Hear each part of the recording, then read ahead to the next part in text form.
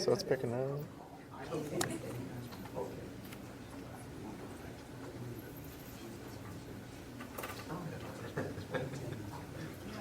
Yeah.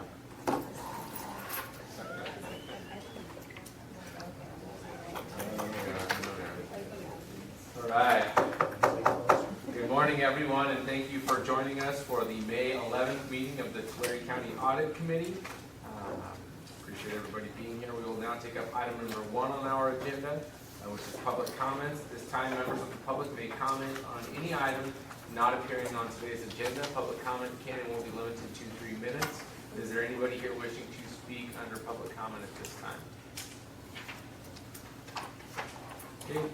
No public comments, seeing none, we will move on to item number 2 on our agenda. That is a request to approve the meeting minutes from the February 24th, 2017 meeting. Questions or comments or corrections from committee members? Thanks for joining us, Supervisor. Pleasure to see you. The coin flip. I lost. Okay, we have a motion by member Britt. Second. A second by member Peterson. All those in favor, please signify by saying aye. Aye. All those opposed? Motion passes unanimously. We're going to move on to item number 3, which is a request to review and approve the amended bylaws.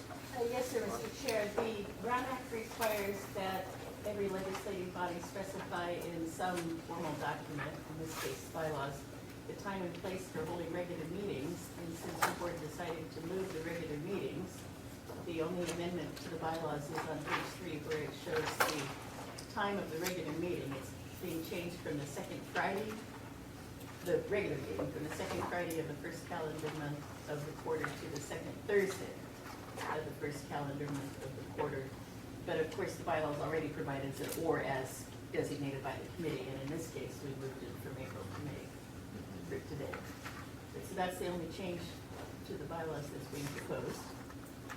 And you know, the only other thing I would bring up is it does specify on the regular meeting place, conference rooms A and B. Is there any way we can make that just the board of supervisors chambers? Sure. And if there's anything else that you want to do to the bylaws, we can do that as well. I don't know if there's other things that you want to change, but we can certainly operate that. There we have microphones. We have. I mean, I have no problem with speaking loudly, but other supervisors might. And then we can have PowerPoint presentations, etc. Yeah, we'll include that when we make that change. Yeah, so we'll include that when we go to the board of supervisors. Okay. Any other questions, comments, or concerns? If so, please begin the Depending microphone. on whether the room is available. We'll make it available. Yeah. We'll just get it scheduled in Yeah. advance. I know a county supervisor we can talk to. Anything else? Okay, any additional questions or comments about the bylaws? Members of the public? So it's just funny I'm saying that because it's all, everybody here is a county employee, so we're all public too. So. I'll make the motion to approve. All right, we have a motion from member Peterson. Second. Second from Supervisor Crocker. All those in favor, please signify by saying aye. Aye. All those opposed, the same. Motion passes unanimously. We'll now move on to item number 4, which is a review of the Health and Human Services Agency Department Head Change Consulting Report. I'm glad to hear that. Thank you. Great. Go ahead. I'd like to thank the committee first for being here today. Thank the departments also for their willingness and cooperation as we on these engagements. We know we're not the department that you're looking for getting a visit from, so we appreciate your willing attitude and professionalism as we work with you. Also, thank the team in the auditor's office for the hard work they've put into these last few months. This first one is a department head change, and this one's required by a government code, section 26883. And the purpose is to account for selected property under control of the existing department head, as well as to determine the agency's compliance with established controls, internal controls, and policies and procedures in selected areas. So this first one is HHSA. I would note that this occurred, the prior department head separated on December 24th, 2016, so there's a lot of other things going on at that time, Christmas season. The current department was appointed on December 25th, 2016. The scope was looking from October through January. So we'd like to point out a few things that the agency excelled in. The agency's changed funds selected for testing were counted and reconciled without exception, and had proper supporting documentation and signatures. The personal assets assigned to the prior department head were returned timely. Both the prior and current department heads submitted their Form 700 timely and filled out their form properly. The other department heads, last time sheet and benefits payout were tested without exception, and the current department head's first time sheet and new pay rate were tested without exception. So those are things we'd like to point out that HHSA did really well on. So a few items that need improvement. The first finding had to do with cash handling. The condition was not, they weren't fully in compliance with the county accounting manual for cash. In particular, the Tulare County Animal Controllers, an employee who had a key to another employee's desk where the cash bag was kept. And then at the Visalia Health Center, checks were received in the mail, and then they were not recorded on the mail log, and there was no sign stating that, you'll see this in places, please ask for a receipt if one is not provided. So those items could increase the likelihood of taxpayer dollars being misappropriated. And then there's a lack of accountability if the cash bag goes missing. Who's accountable for that? So the recommendation is to distribute the county cash manual, provide some training. And unless there's a business need, the key for the desk should be recovered. Also maintain a log to record each employee who has a safe combination and our cash drawer key. Also implement dual internal controls over cash wherever practical. We know not all instances in business practice we can implement all these things, but where practical, we would suggest doing so. So that was the first finding. The second had to do with removal of access. There were 4 of the types of access that the prior department head had and were not removed timely. So 4 of the 10 were not timely removed. There was not removed as a signer on the bank accounts until 12 days after the prior department head's last day. There was a memo requesting to remove the prior department head as a signer on the bank accounts was not sent to the auditor controller until 10 days after the prior department head's last day. The credit card was not canceled until 3 days after the prior department head's last day. So the agency sent requests of purchasing to cancel the credit card 3 days before the prior department head's last day. Purchasing did not cancel the credit card until 6 days after the request was made. I will note the card was turned in and shredded the same day, which is good. But, you know, if the card's not canceled, internet purchases can be made. So best practice would be to actually cancel the card and not just shred it, which is good, but go the next step. The Air Card plan and iPad plan were not canceled until 25 days after the fire department had the last day. The request to cancel the Air Card plan and iPad plan was not made to the plan provider until 25 days after the prior department head's last day. So the effect is there could be unauthorized activity on the credit card and a potential loss for the county. So the recommendation is to make sure that all access was removed prior to the employee's separation from the county or immediately thereafter. Again, I point out that this was going on during Christmas season, there may have been other things going on. That concludes the report for the HHSA. Question, Mr. Chairman? Sure. Cass, Yes. is the purchasing department notified of the department head change in a timely manner so that they know to react quickly? Yes, and we notify them of that. We notify them that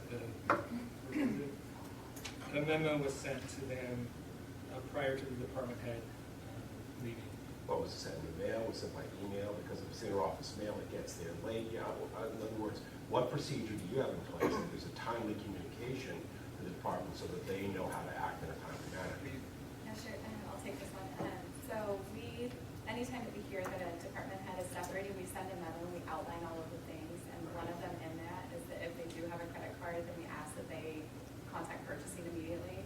And it's all spelled out in there, who to contact. I believe it's Dulce that's currently on the sheet, but they do get that, that lists out bullet point each thing that they need to do. So that's our communication with the department for them to do that. Thank you. I would suggest, Mr. Chairman, committee members, that maybe so that we don't have any lapse in time in Send it next day, Eric. Or Pony Express. Buffalo Bill Cody, they send you maybe a CC purchasing by email so that there's synchrony in communication, and if you have an email for a date, time, and place, as opposed to if you do it by IO mail, you don't know when it will get there. Okay with that? IO Inter-office. office. You okay with that? I like passenger business. Counselor, any comment? No comments. All right. All right, thank you very much for that review. Next, we will move on now to item number 5, which is, you were out there listening, weren't you? I feel like he had undue influence I think over our. so. He was right there staring. I can see the shadow, his ear up to the wall. All right, next we'll move on to item number 5, which is a request to review the registrar of voters department head change in consulting report. Sure, so this is a similar situation. And again, December 19th was when the prior department had left the position, the current department head was appointed on the 20th. So we'd like to point out some of the things they did well. The change fund was counted and reconciled without exception and had proper supporting documentation and signatures. Personal assets were returned timely. The current department head's Form 700 was submitted timely and filled out properly. The prior department head's access was terminated timely, and the prior department head's last paycheck and the current department head's first paycheck were accurately calculated. So a couple of conditions or findings. First, with cash handling, not fully in compliance with the county cash manual. They did not have separate cash funds for each employee that handles the cash, and that's important. Again, goes back to the accountability, who has control over the cash. That may be one of the more important items we talk about. The key to the cash drawer not kept in a secure location. Checks in the mail were not recorded on a mail log. Did not have a sign stating please ask for a receipt if one is not provided. Receipt book is not pre-printed with the county of Tulare and the name of the department as outlined in the county manual. And there were multiple instances in which cash and checks collected were not deposited timely. So the effect is there could be an increased likelihood of taxpayer dollars being misappropriated and no accountability if a cash shortage who did in terms of who made the mistake. So the recommendation is distribute the county cash manual and provide training, assign individual INOVA logins to all cashiers, count and reconcile the cash drawer to the itemized INOVA report at each change, in custody of cash in the beginning and end of the day, again, going back to accountability. Establish a second change fund and deposit cash and checks more frequently by adhering to the deposit frequency in the cash manual. The second finding had to do with credit card late payments. Credit department head's credit card statement was not paid until 43 days after the statement date. Thus, it was not paid timely. Could reflect on the county's reputation with vendors, could result in late fees and interest charges. So, our recommendation is pay on time. Yep. It's a good recommendation. Yeah. I would note there were no late fees or interest, but there, on this particular instance, there's that potential.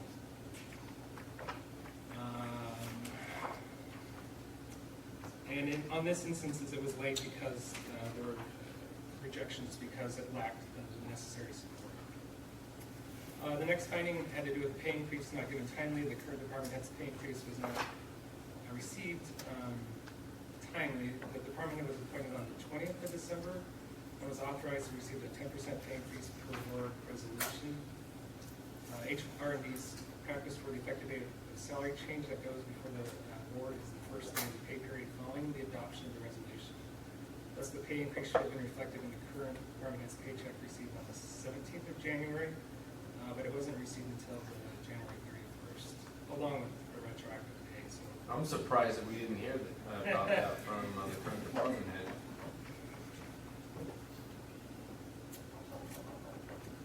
So the recommendation is to ensure future pay increases are given to employees in a timely manner.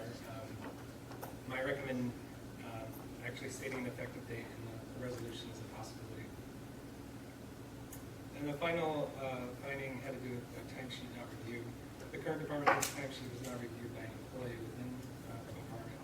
Since the department head used to work at the CAO's office prior to being appointed, her timesheet was still being electronically approved in TC time by an employee from the CAO office. And the effect is it's difficult for the employee in that office to attest to the hours entered in the TC time. There's increased likelihood for errors in hours reported. The recommendation is to ensure that all employees' timesheets, including the department heads, are reviewed and approved by an employee.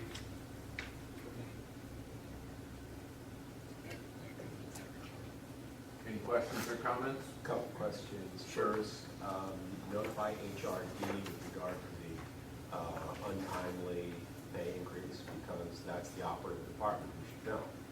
We did, yes. And you give them a copy of this report, send them a copy of this HRD. If not. I don't know they actually got a copy, we can send them one. Yes, and then highlight the operative provision so that they know why they're receiving the report. Also, with regard to, just for clarification, we mentioned that the current department head used to work at the county administrative office. Do you mean physically, or do you mean jurisdictionally? Because she was the clerk of the board, and the clerk of the board is a separate office from the county administrative office. It's not. It's a separate office, it's not the same. Oh, I'm sorry. Thank you. All right. Legal leaders. Legal. Physically, not legal. Don't you love when attorneys grapple and fight? You say tomato, I say tomato. Well, what is that slogan, words mean something? Administratively, that's what you're talking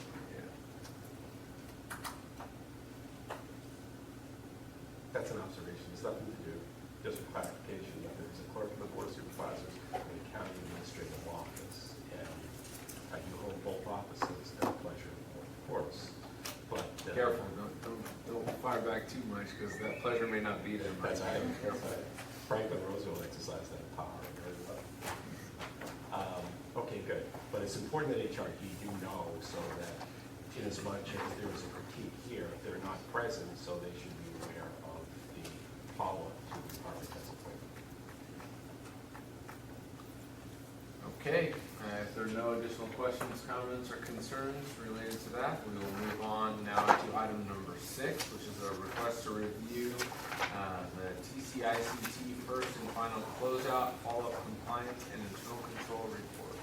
Okay, so switching gears a little bit before we really get department head changes, these are follow-up reports in accordance with the Institute of Internal Auditors Standards. So we do follow-ups on audits that are risk-based engagements. So we're not following up on department head engagements, but on risk-based engagements. The International Standards for Professional Practice of Internal Auditing issued by the Institute of Internal Auditors set the standards for this, so we're following those standards. The objective is to determine whether the department implemented the recommendations contained in the initial report. We contact the department, we gather the information, we obtain and review appropriate supporting documentation, and we perform testing. The scope was July 16th to February 17th, so follow-ups aren't going to occur any sooner than 6 months after the issuance of the first report date. So, in the previous report, invoices were not even paid timely.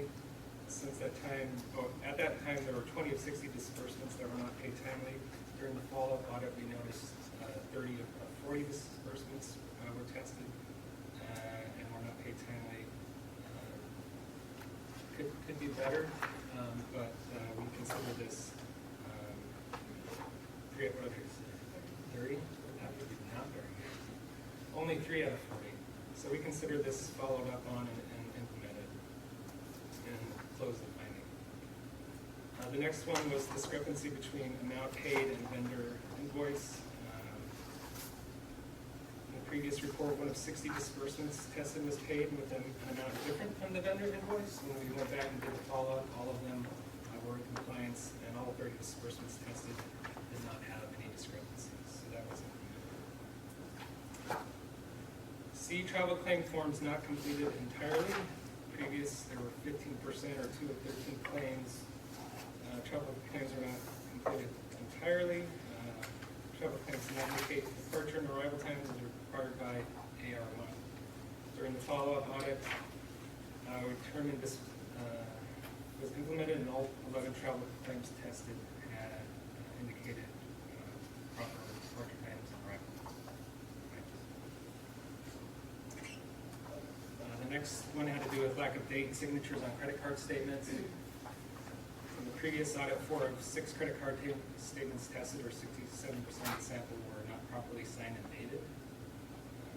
We recommended the department ensure the county policies and procedures on credit cards used are followed and regularly communicated to the employees. And in the follow-up, we determined it was implemented and all 5 credit card statements that were tested were properly signed and dated.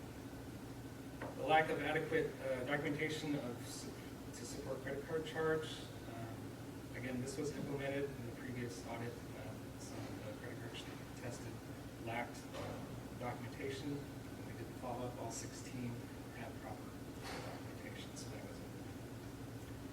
The next one was expense not recorded to the correct object code. So a miscoding or miskey occurred on a payment of $7,684. Training was recommended, and based on our follow-up audit, all 4 credit card payment tested were recorded to the correct object code. So finally, unallowable purchases made. In the previous engagement 3, the 44 credit card charges tested that, although were legitimate charges for county use, should not have been charged with the county credit card for the Visa merchant impact on his Visa card purchasing guidelines and procedures. 2 were for services covered by an existing vendor contract, which should have been paid in accordance with the county's normal payment cycle, and 1 was for fuel, which should have been charged to a different card. So that was in the previous engagement. We found that all 16 credit card charges tested in the follow-up audit all were following proper guidelines. So again, implemented. So with the follow-up audit, all the items that we tested are implemented. So kudos to the department. That's great. Let's give a round of applause. Okay, come on. I mean, good job, Laura. I just wanted to give a round of applause. Lighten everybody up. All right. Any further questions or comments from committee members? Okay, thank you very much for that report. We'll now move on to item number 7, and we'll take on the review of the purchasing first, follow-up compliance and internal control report. Sure. So again, a follow-up audit. Looking at the purchasing department, this was from November through November 15th to February 17th. Okay. So the first item was invoices not being paid timely. The initial audit had 3 of 20 disbursements not paid timely. With the follow-up audit, 9 of 25 disbursements, so that's 36% of the sample that actually went out, were paid after the contract payment terms. Increasing the percentage of late payments from 15% in the initial audit to 36% in the follow-up.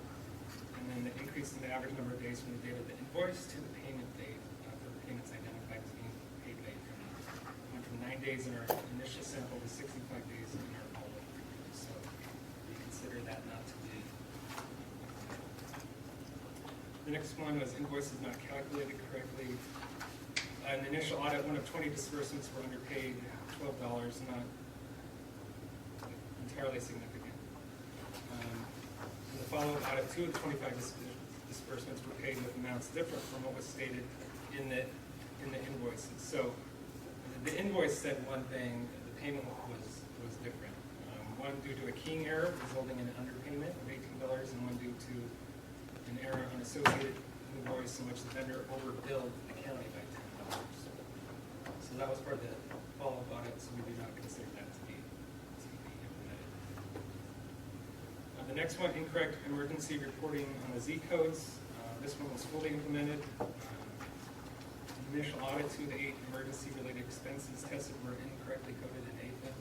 In the follow-up, all 24 emergency-related expenses totaling $58,000 reported were directly performed it, so this would be considered to be fully implemented.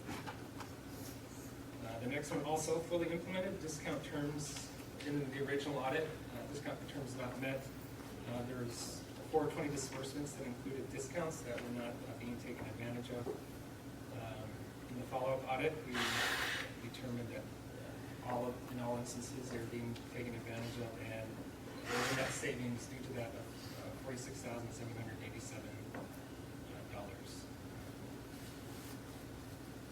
So, good job on that. And then on the final one, policies and procedures not documented, we consider this one partially implemented.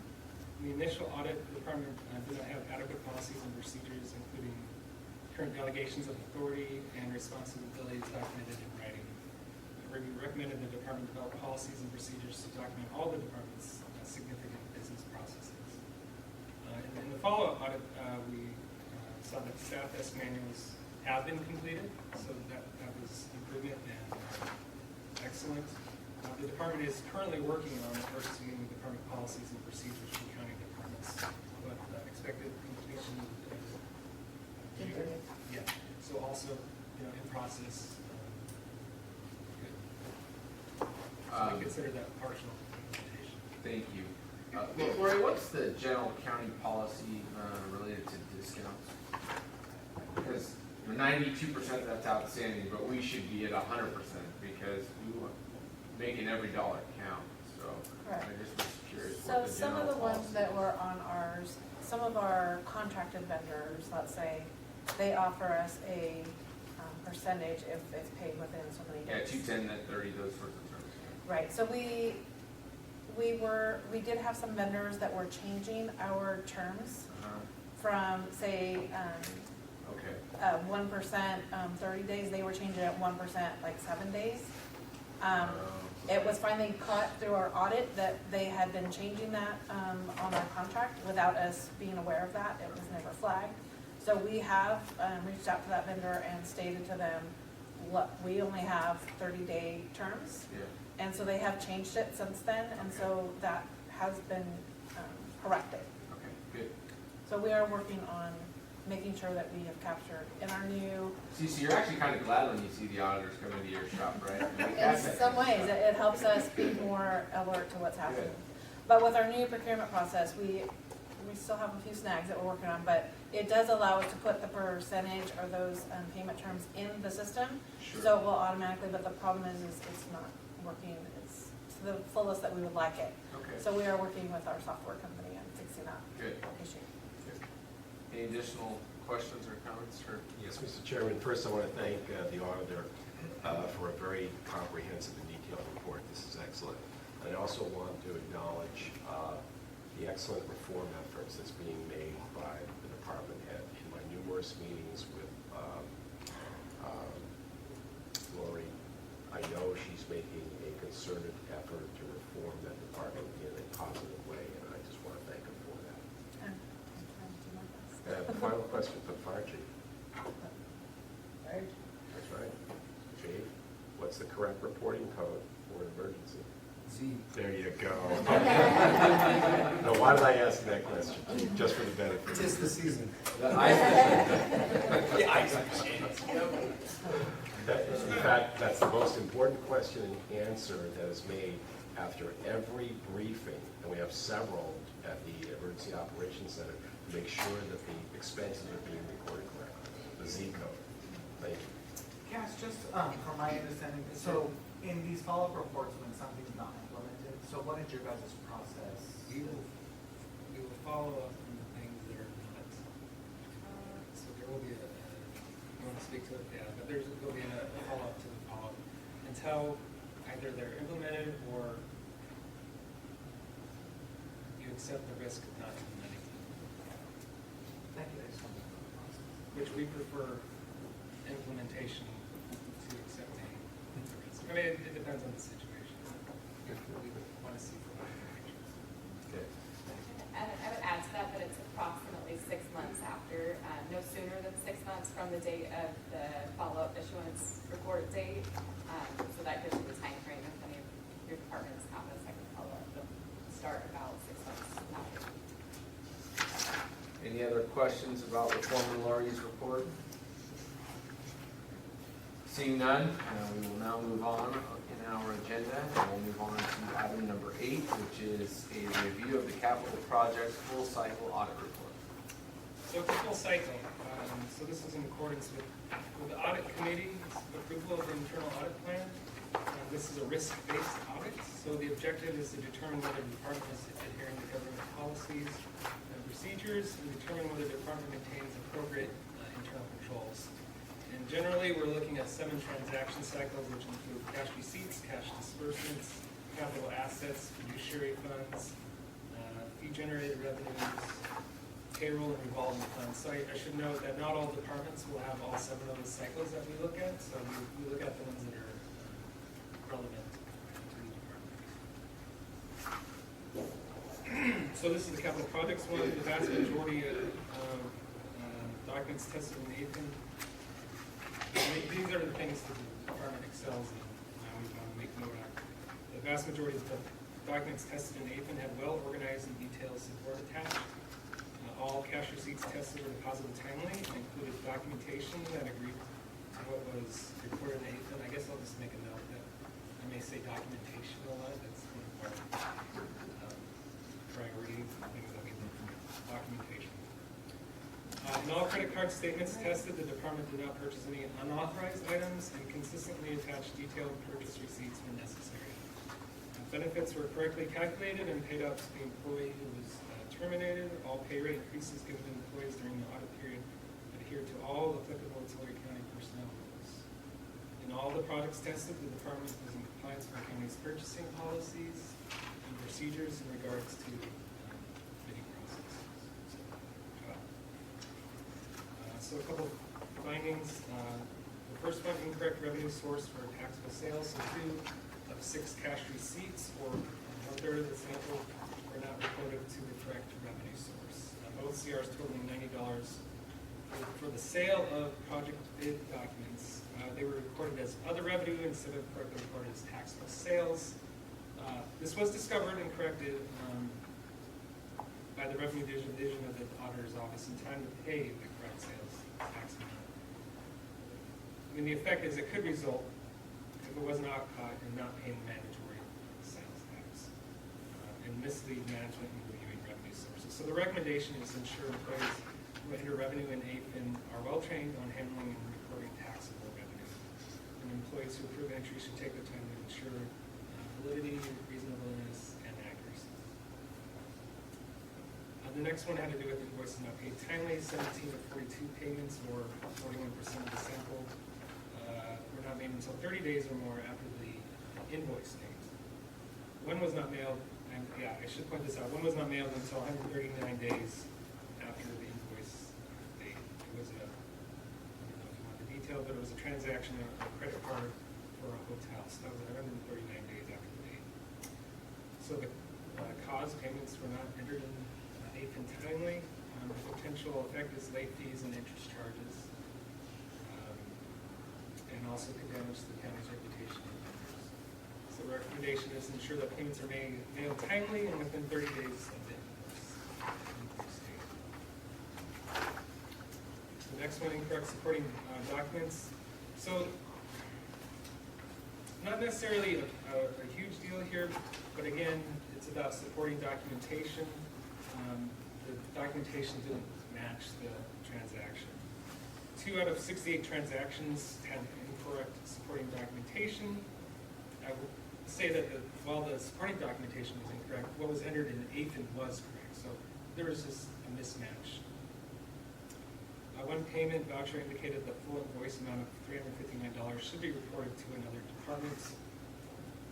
Part of the invoice, let's skip that, but one payment voucher for a cell phone was billed erroneously, stated in another department's name in the accounting description for the capital projects department code. So this could increase likelihood of fraudulent charges or transactions to affect. We recommend that the department ensure that supporting documentation agrees with what's reported. Again, it was correct, the transaction was correct, but documentation should match. The next one, lacking signatures and dates on credit card statements. So 5 out of 16 credit card statements, or 31%, or about a third of the sample, was not signed in or dated by the card holder and or the department head, as required by the county credit card policies. The effect could be by not signing the credit card statement, the card holder is not accepting accountability for those transactions. So we recommend distribution of the credit card policies to all card holders, to ensure accountability for credit card charges and to help prevent unauthorized purchases.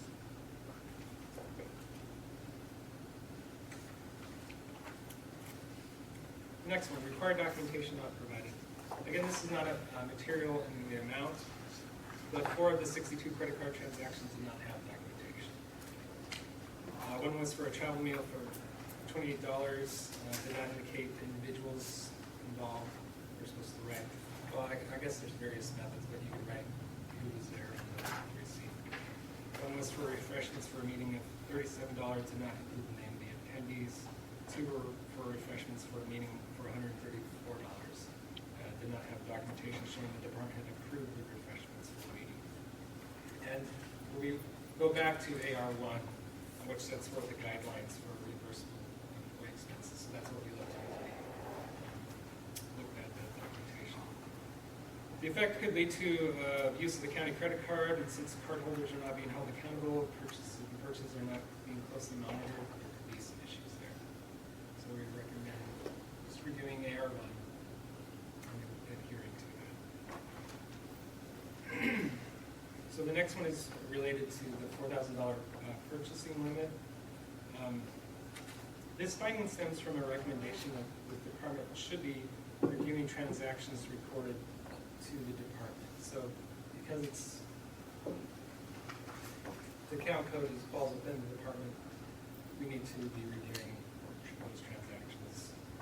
So the criteria is the county credit card is intended to be used for smaller items. So there's a credit card purchasing limit of $4,000. We found that 2 out of 16 credit card statements, or 13% of the sample, contain purchases that appear to, there's the appearance to split the purchases in order to circumvent the $4,000 credit card purchase limit. Who would ever do that? Try to get around a county policy. We're not saying that's happened, but we're saying that there's the appearance of that. 5 ice machines were separately purchased from the same vendor within a 22-day period amounting to $10,000, so approximately $2,000 per ice machine. The credit card statements belong to another department, but the ice machines were reported to the capital projects department. Again, the bottom line is to review the transactions that are occurring. And we have provided the department a list of all GAXs keyed by others during the last 3 fiscal years. That includes 27 GAXs. There were 18 in 2015, 7 in 2016, and 2 in fiscal year 2017. So there's not a whole lot of transactions that need to be reviewed, but they should be reviewed. So the next one is payment reported in the wrong fiscal year. This is a little bit significant based on the amount and the timeliness. 1 out of 68 payments were not recorded in the correct fiscal year. The amount was for approximately $68,000. And it was for services performed in April, but not, wasn't recorded until the next fiscal year. This could cause expenditures to be understated in the fiscal year. And that the payment should have been recorded in the correct fiscal year. I guess, you could do this in order to get around budget control. So the recommendation is to carefully review all invoices and statements, especially those immediately preceding the fiscal year end and those that were made shortly after the fiscal year.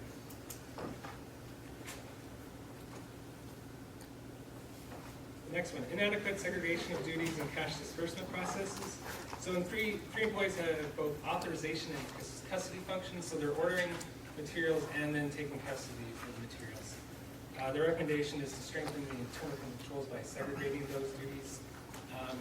There is some likelihood that if you're ordering and accepting the goods, that you could be purchasing goods for your own personal use. So there's a suggestion where possible, implementing some segregation. The next one is prematurely dated timesheets. So 7 of 22 timesheets are dated before the end of the work week or the work period. That's 32% of the sample. So 5 were dated before the weekend date by both the employee and the supervisor, and then 2 were dated before the weekend date by the employee. So if there's a change, I guess the issue is if there's a change in the amount of hours worked and the employee does not correct the timesheet, then the employee could be paid out of the wrong amount of hours. It could result in the employee being underpaid, and the county paying more than what the employees actually earn in the work period.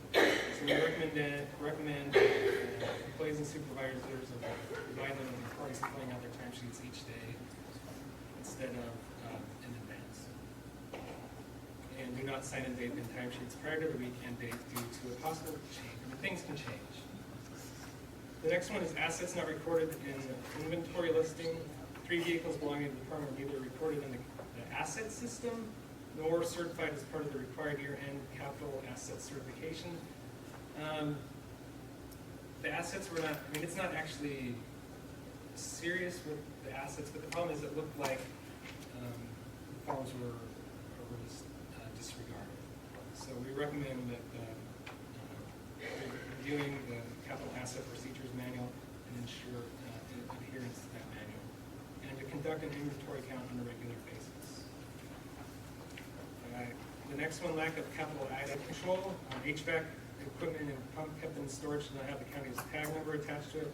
Again, not so serious, but those tags help us to ensure accuracy with the capital asset certification, and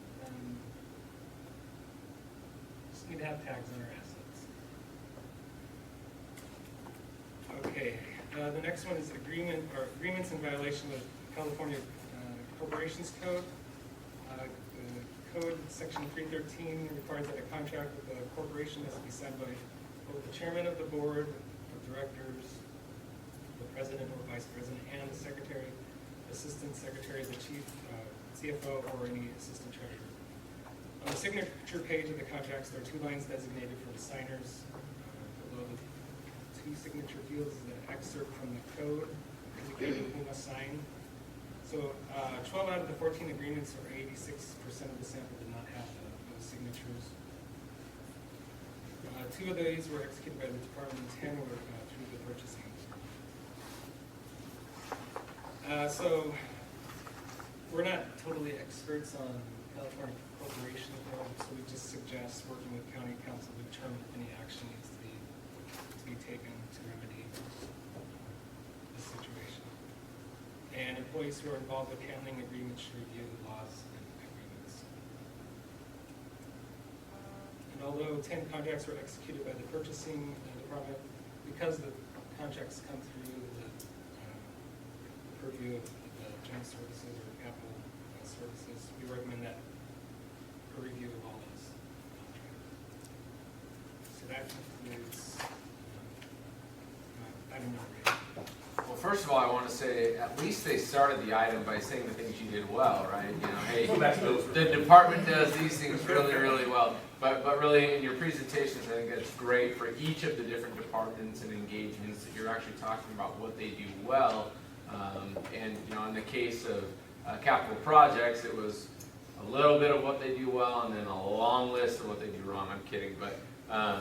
And I'm glad that I wanted to say this because I think that's a creative way to hide the number, but I like seeing your use of letters for findings instead of basically saying, oh, there was only A through L in findings instead of 12 findings, right, or 12 recommendations. But some of them were minor things, but I think it's all very important because it can ultimately lead to either mistakes or misallocation, and so I think that's and they're easy things to fix, I mean.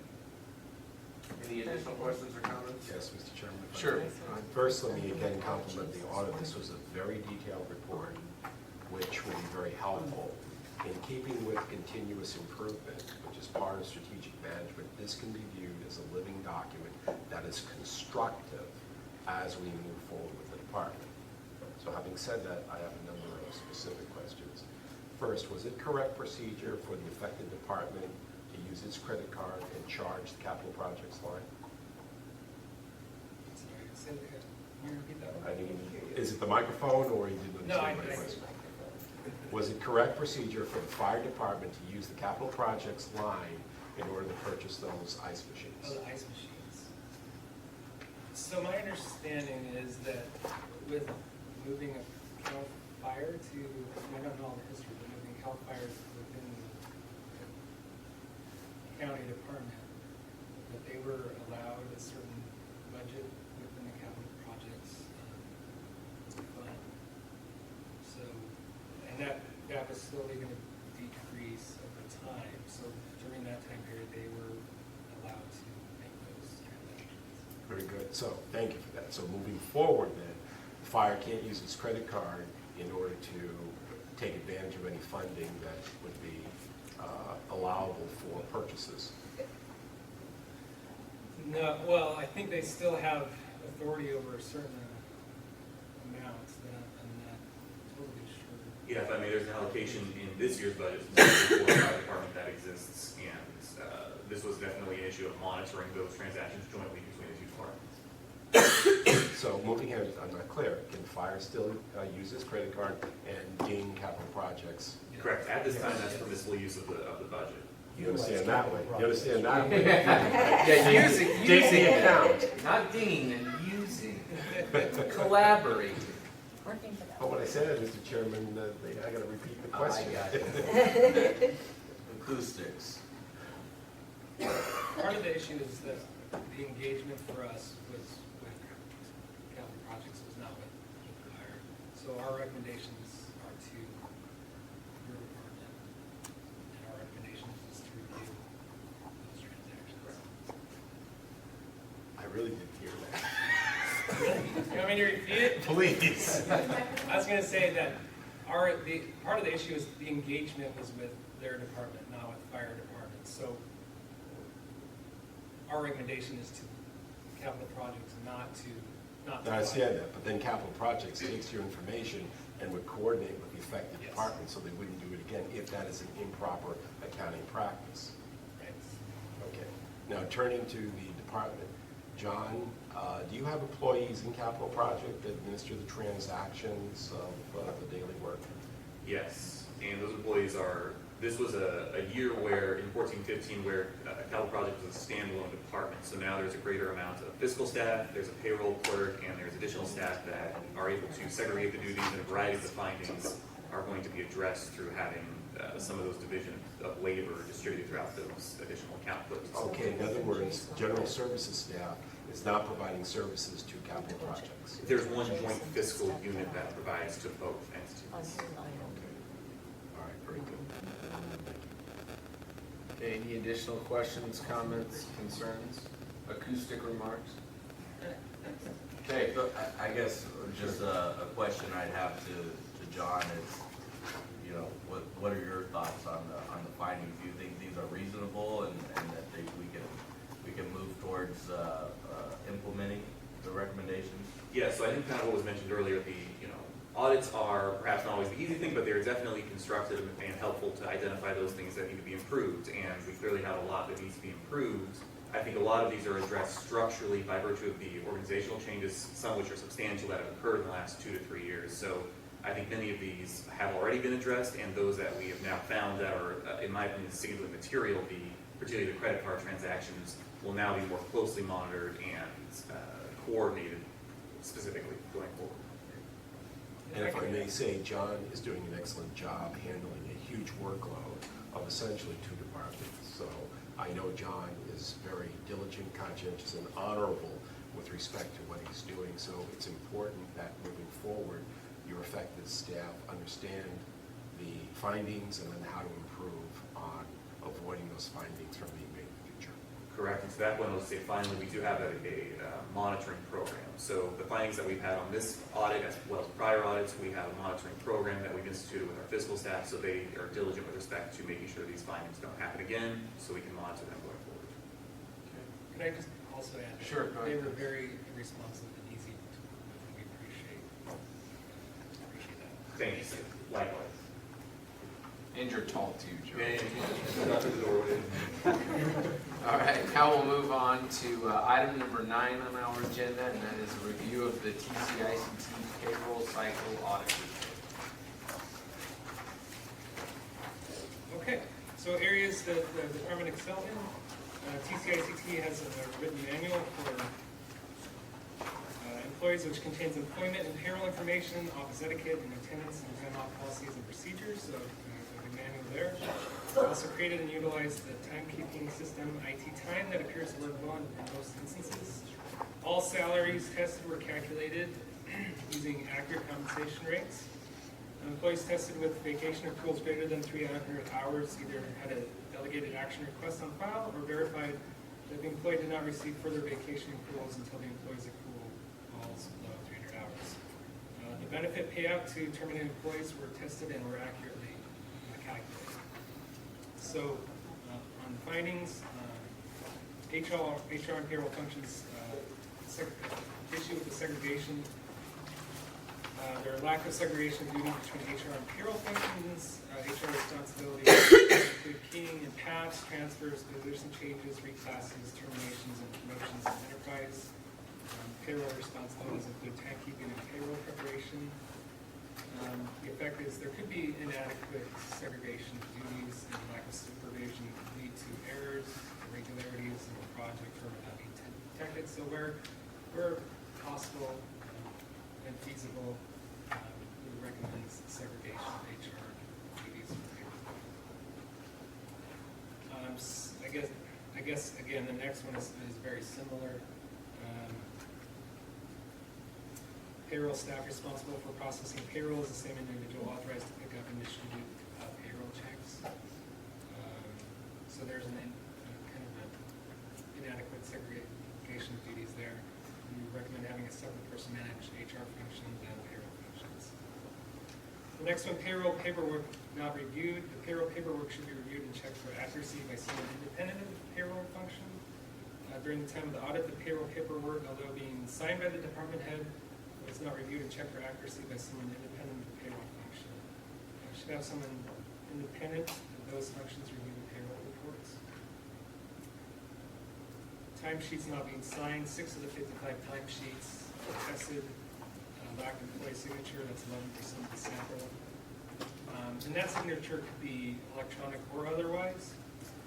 These employees were not present when the timesheets were due, so supervisor submitted the timesheets on their behalf. If the employee didn't test it, would not confirm the timesheet upon their return. Those timesheets should be signed by both the employee and the supervisor. And if employees are out when the timesheets are due, the supervisor can submit the timesheet. And when the employee returns, then they should verify that or confirm it. As a result, you could have a timesheet that is not accurately reflecting hours worked. The recommendation is to ensure adequate review of timesheets to make sure that employees review and sign timesheets upon return. The next one is lack of documentation of employees' regular schedule. TCICT attendance code. So this is based on the code. States that all employees will have a set weekly schedule approved by their supervisor, and that all employees will have approval from their supervisor when varying from their schedule. So 55 timesheets tested. Some of them, or 12% of the sample, had varying arrival and departure times during the pay periods tested. We found the employees' schedules or supervisor approvals were not properly documented.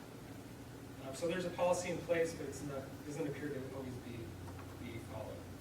And without that proper documentation of the weekly schedule, it's difficult to verify whether the varying arrival and department times were actually authorized. So the recommendation is to keep a list of all employees' regular schedules, ensure the schedules are followed, and if there's variation, there should be documentation. Revised schedule as needed to fit the TCICT's needs and the availability of the employee. The next one, overtime not paid on an employee's last paycheck. There was one terminated employee tested, was not paid $219 for hours worked in overtime. Although overtime was included in the employee's timesheet, the timesheet wasn't calculated correctly by the timekeeping system. Those timesheets should be reviewed for accuracy.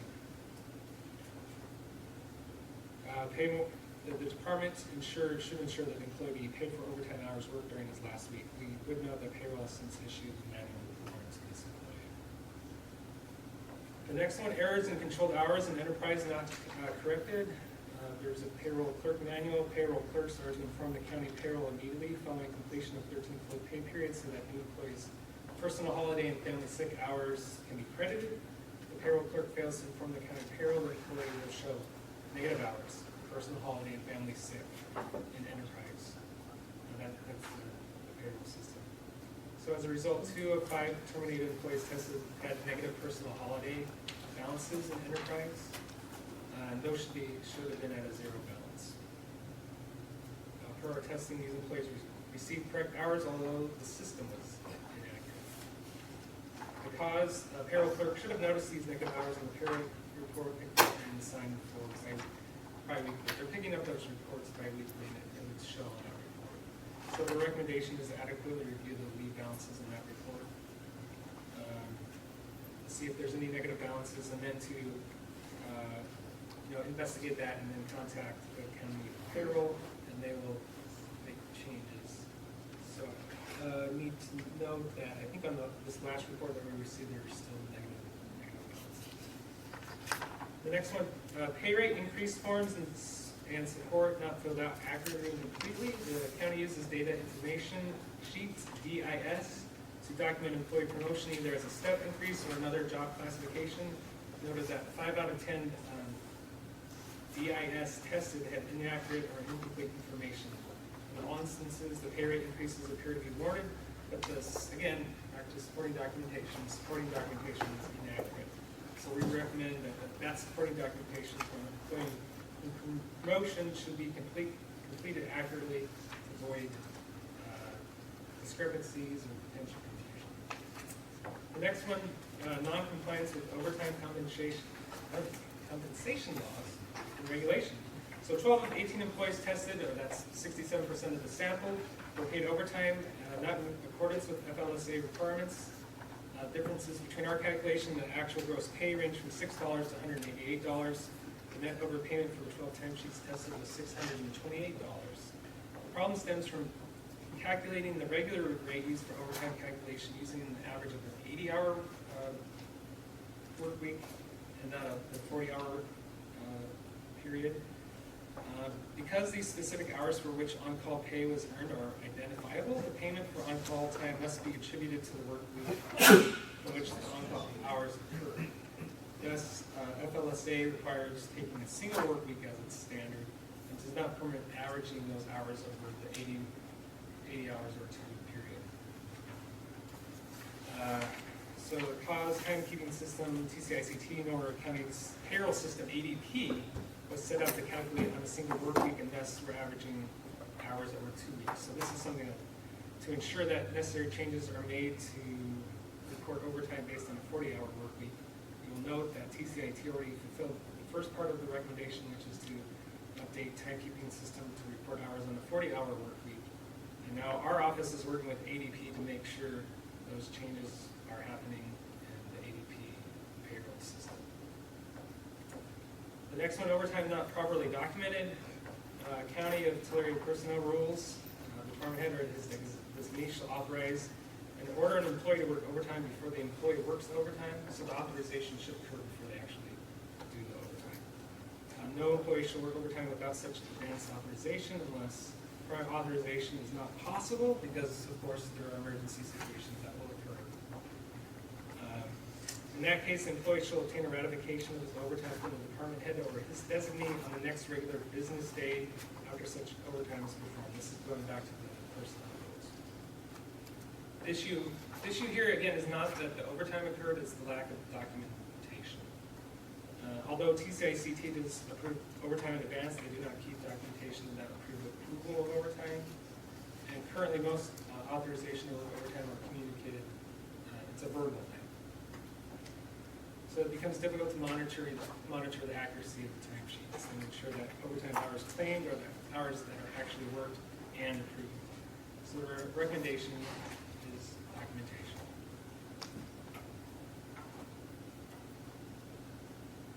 The next one, non-conformance to on-call schedule.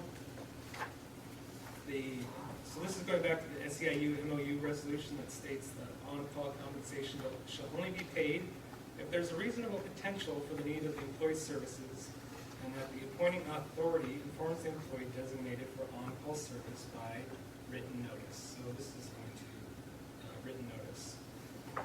The SEIU MOU also states that the written notice for placing employees on call shall consist of a document entitled Compensated On-Call Service Schedule. So there's an actual document for this.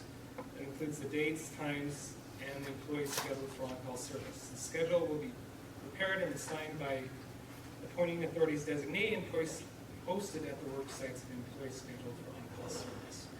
The condition 10, so 10 of the 18 employees tested, or 56% of the sample, were not on the required on-call schedule during the time that on-call hours were planned. The cause changes in the on-call schedule were communicated verbally, but they did not have the written notice.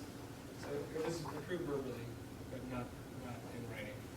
The recommendation is to review and abide by the policies stated in the SEIU. And confirm that employees are following their approved schedule and that any changes to the on-call schedule are documented.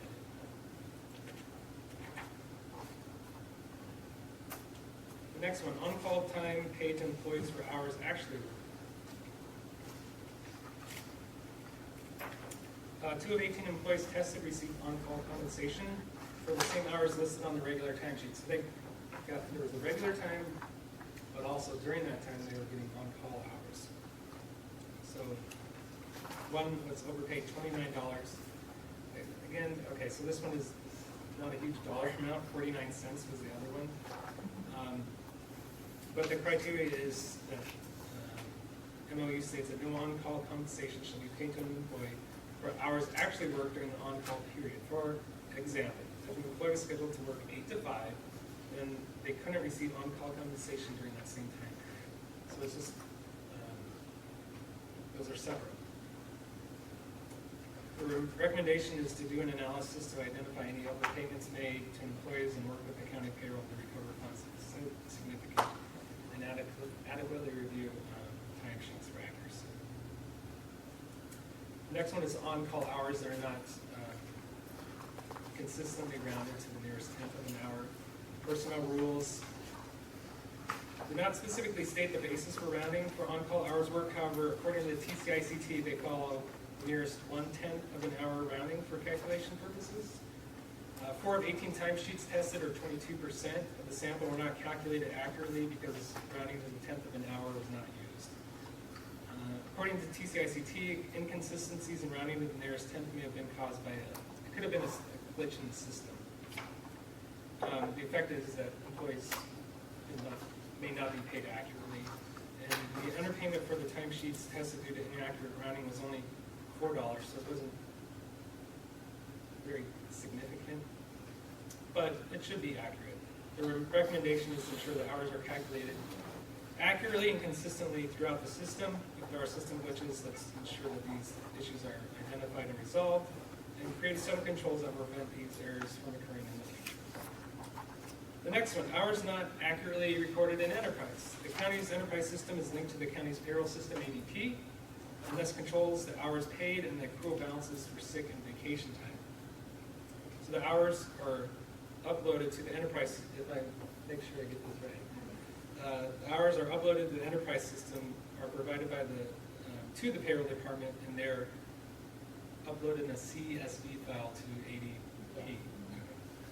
So 1 of 18 timesheets tested had hours which did not agree with the hours uploaded from enterprise. This timesheet had sick leave and vacation hours for the pay period totaling 40 hours. These hours were coded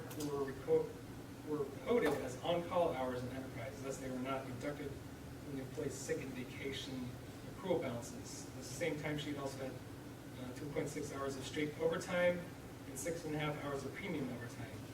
All 9.1 of these hours were paid at time and a half, resulting in employees being overpaid by $30. So, should be adequately verifying these transactions.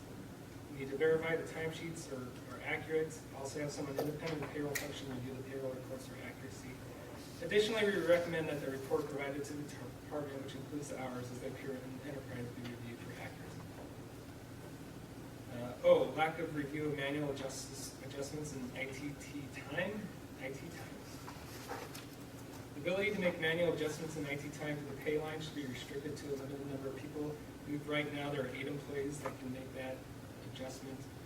We recommend that it should be restricted. That may be too many. The next one, non-compliance to prior period adjustment policy. One of 18 timesheets tested had a prior period adjustment which did not follow TCICT's policy. Employee had 6.5 hours of overtime that was not paid on November 25th payroll, but was added manually to the December 9th payroll. The policy is to change the prior period. When there are changes to the prior period, pay period, let the system create a prior period adjustment. So that the system will create an adjustment. In this instance, there was a manual transaction. We recommend that to ensure policies and procedures are strictly followed, create a report which will keep track of prior period adjustments made during the pay period and have someone independent payroll processing review the report to confirm the adjustments are accurate and valid. The next one is lack of written policy and flex scheduling. So we're looking for actual policy here. Flex scheduling is adjusting an employee's hours per day to prevent the employee from exceeding 4 hours during a single work week. The condition is TCICT does not have a written policy on flex scheduling or a documentation of any approval. The approval is merely a verbal conversation between the employee and the supervisor. We recommend formal document or formal policy in writing and confirm that the policy is regularly updated and assessed to ensure controls are working effectively. And creating a system for requests and approval which will document the date. Again, looking for some documentation here. That concludes the Well, John, at least you're not ICT. They went to Q. I mean, man, you just were at L and you got to stop. So now we're at Q. Bill, hey, there's some stuff here that was pointed out, I think, within the payroll system that obviously you're going to be able to respond to and fix. And it seems like small dollar amounts, but small dollar amounts can add up. And as Mr. Britt pointed out, unless you're getting a Casa Cara latte from Starbucks, $4, it's $4, right? You can get something good with that. Any additional questions or comments from? Sure. So when you come across issues relating to like the FLSA or how enterprise is calculating overtime, do you report that to County Council and Human Resources? We didn't, we did work with HR on it, but we didn't refer that to County Council, and we will in future. This report was already drafted months ago, so as a recommendation of the committee at the last meeting, we will be in future. But we did work with HR. Okay. And when you say you work with county payroll to recover funds, you know you can't just deduct it, right? Right. Okay. And then I didn't understand this management response on 13. TCICT employees have invested researching. What does that mean? The FLSA guidelines. So, we've done our research into it. I'm not, the word invested, I do not understand either. But we've done research into the FLSA guidelines as programmers and on writing the code. And So you're not doing legal research or? no. They paid for outside counsel, basically, yeah. No, you didn't. But we are, I mean, as the programmer, we are sure Okay. And then on this, there was an underpayment of $3.96. So even though that may be de minimis, if it's an overpayment and it's de minimis, we would have discretion to write it off. If it's an underpayment, you need to pay it or it violates the labor code.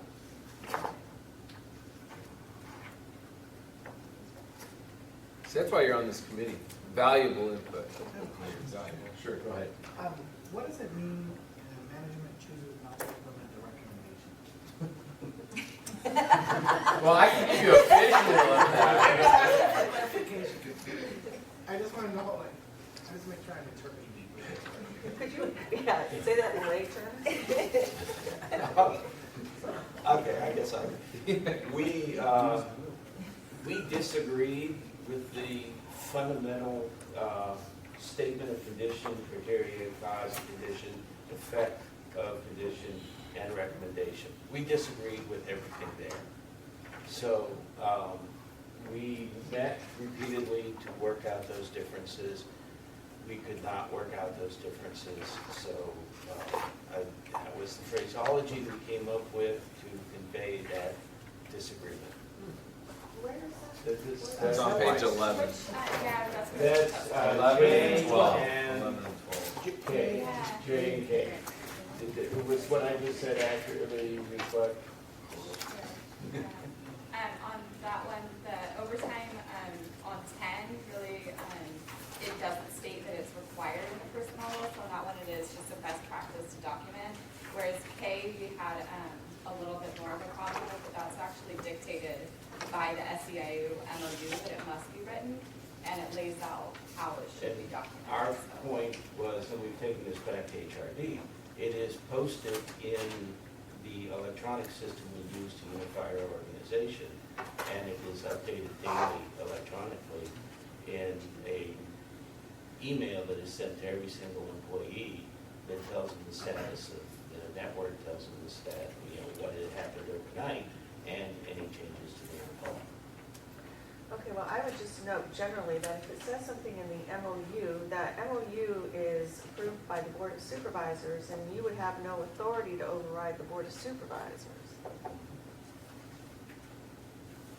Yeah. Just FYI. Oof, don't mess with me in. Thank you, I would not have. Yeah, the question is does a screen that says, Right, this is the on-call calendar, right. Well, Does that's that- a legal question if you're Right. talking about an MOU, because if your call is incorrect, you've got the county in front of the PERB. I will So- refer this question back to Okay. you. We sent it to HRD, but we'll also refer to you. Okay, thanks. By the same token, if I may, Mr. Chairman. Sure. It is very important, I believe, you're doing thorough work, but if you're referencing or making some sort of an acknowledgement of another department like HRD and county council, you should say that in there and make sure they get a copy of the report so that they're not a missing link when they seem to be important with regard to fully applying or implementing what you would like them to do. So notice an opportunity to respond is critical. And I think that's a good point. I mean, I think the fire chief was here because he was ticked off to see his ice machines questioned in the report. But kudos to him for looking over the agenda and seeing that. I think it's just important to kind of flag the departments that are mentioned or affected so that they know to be here. Not just the subject department of the audit, but any other department that's referenced. I would just, that's how, we made you aware, so that's, we're doing that. Okay, so chief, I give you more credit than what you would. No, ticked off isn't really accurate. But yeah, I'm sure he wasn't pleased to see my email with a But copy. you get an email, that was a dig email, so thank you for ruining the day. Happiest place on earth until 8:23. But getting that from a 14-15 when I've been in this position for a year and a half, and I think I was in the first 3 months of my employment, being able to fix something that's screwed up 2 years later, I understand the reporting cycle, but you're just trying to be proactively communicating and fixing it. Well, pardon me, Chief, you were notified this morning about this matter? Oh, no, he mentioned it to me yesterday. Okay, when did you get the report? April 26th, at 8:23. Thank you. At 8:03 or 8:04, I'm sorry? 8:23. Thank you. Any additional questions or comments about this? All right, very thorough, very extensive. I look forward to the legal debate that follows this meeting between IC and County Council. All right, next we're going to move on to item number 10 on our agenda, and item 10 is a request to review the Health and Human Services Agency and Cahuilla Delta Foundation's AUP report. So this is a little different. It's a AUP, which is agreed upon procedures at the request of the department. I will say the AUP is not equivalent to an audit. It's not as strict. We don't make recommendations. We're following different standards here. Format's a little different, and we're looking at whether the contract is being followed. So it's in accordance with standards established by the American Institute of Certified Public Accountants and the Audit Committee's approval of the internal audit plan. The objective is to verify the proper support documentation exists for salary, travel, and other expenses claimed by the Cahuilla Delta Health Foundation, or Cahuilla Delta Foundation.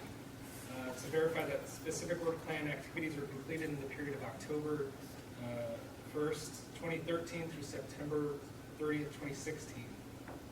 We obtained and reviewed appropriate supporting documentation. We performed testing on a representative sample of population as applicable. We looked at salary expenses. All salary expenses tested at proper supporting documentation and were verified to be allowable per the contract terms. All 3 biweekly time logs tested before September 2015 were not signed by a supervisor or designee. The personal time tracking section of the Fiscal and Administrative Guideline Manual says the time documents must be completed, signed, and dated by the employee and supervisor. So those tested were not in that period. In terms of travel and other expenses, all expenses tested at proper supporting documentation and were verified to be allowable per the contract terms. Work plan activity completion, so Cahuilla Delta Foundation completed Goal 1, Activity 8 work plan for the contract period.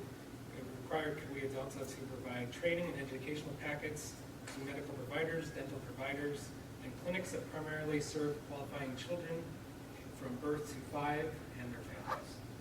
Cahuilla Delta Foundation did not complete all elements of Activity 2.2 work plan for the contract period 2014 to 2015. It required the foundation to reach 600 children and work with 15 child care centers to conduct nutrition, education, and physical activity promotion. So I will say the goal was 600 children in 15 child care facilities. They actually reached 633 children, but only 13 child care centers participated.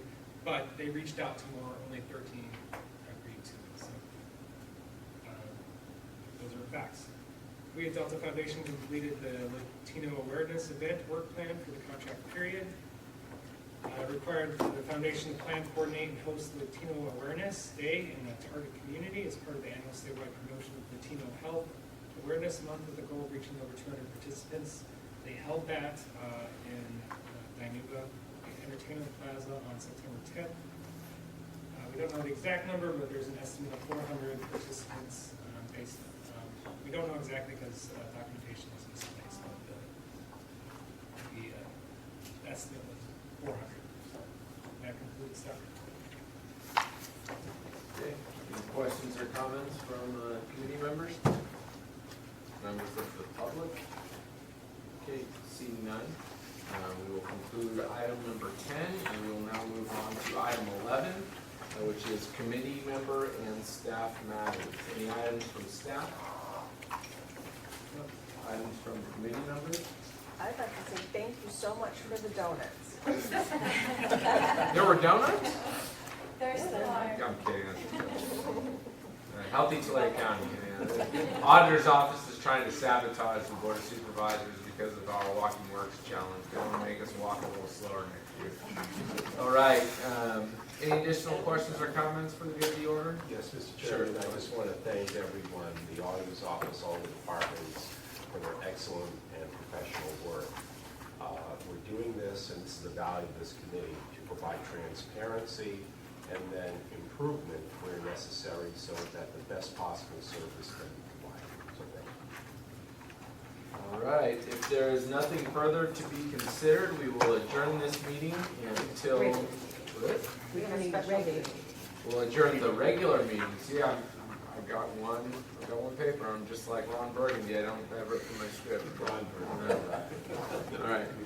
Yeah, thank you. Now I have the rest of my script. We will adjourn our regularly scheduled meeting, and we will convene our special meeting of the Tulare County Audit Committee and take up item number 1. Item 1 on our agenda is the election of chairman and vice chairman for the 2017 calendar year, or fiscal year. Yes, Mr. Chairman, since we handed out the bylaws, we thought, since the bylaws say you're supposed to elect officers at the first meeting after the 1st of March, we thought we should probably have you do that. Okay, that's good for a lawyer to abide by the law. That's good. Okay, any chair will entertain any motion or direction from the committee. I nominate Supervisor Vanderpool as our chair and Ms. Peterson as our vice chair.